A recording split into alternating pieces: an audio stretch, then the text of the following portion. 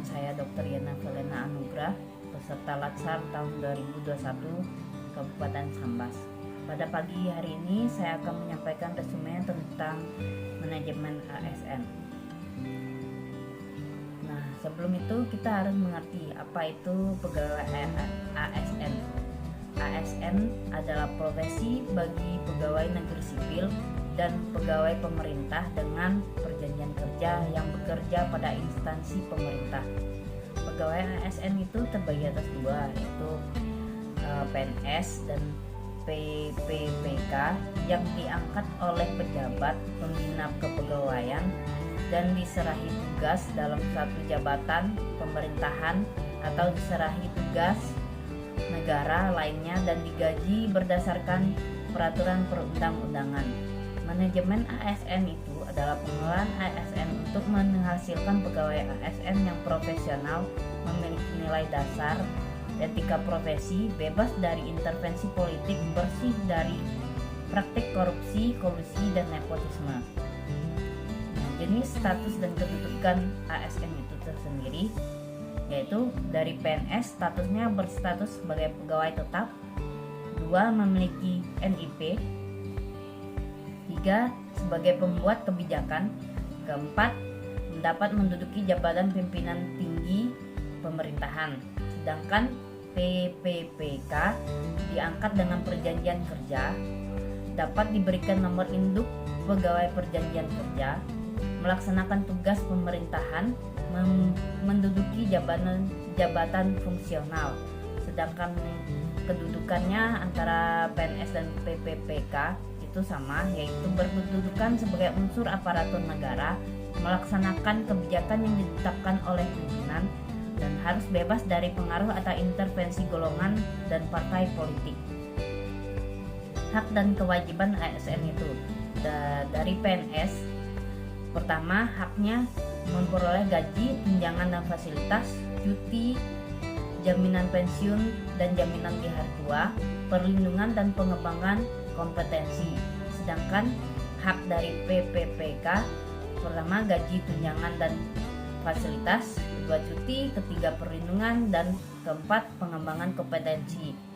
Kewajiban dari keduanya yaitu setia dan taat pada Pancasila, Undang-Undang Dasar Negara Republik Indonesia tahun 1945, dan pemerintah yang sah.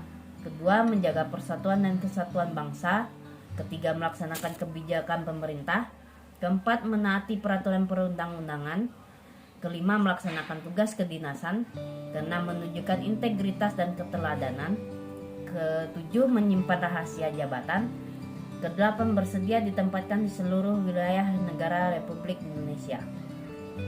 Nah, manajemen PNS ini meliputi beberapa, yaitu pertama penyusunan dan penetapan kebutuhan, kedua pengadaan, ketiga pangkat dan jabatan, keempat pengembangan karir, kelima pola karir, keenam promosi, ketujuh mutasi, kedelapan penilaian kinerja, kesembilan penggajian dan tunjangan, 10 penghargaan, 11 disiplin, 12 pemberhentian, ke-13 pensiun dan tabungan hari tua, ke-14 perlindungan.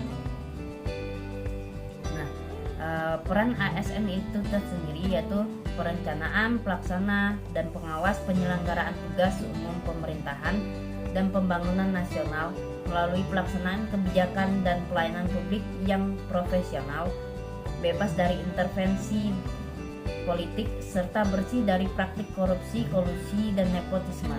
Tugas ASN pertama melaksanakan kebijakan yang dibuat oleh pejabat pembina kepegawaian sesuai dengan ketentuan peraturan perundang-undangan, memberikan pelayanan publik yang profesional dan berkualitas. Tiga, mempererat persatuan dan kesatuan negara Kesatuan Republik Indonesia. Nah, dalam pengelolaan sistem ASN menerapkan sistem merit.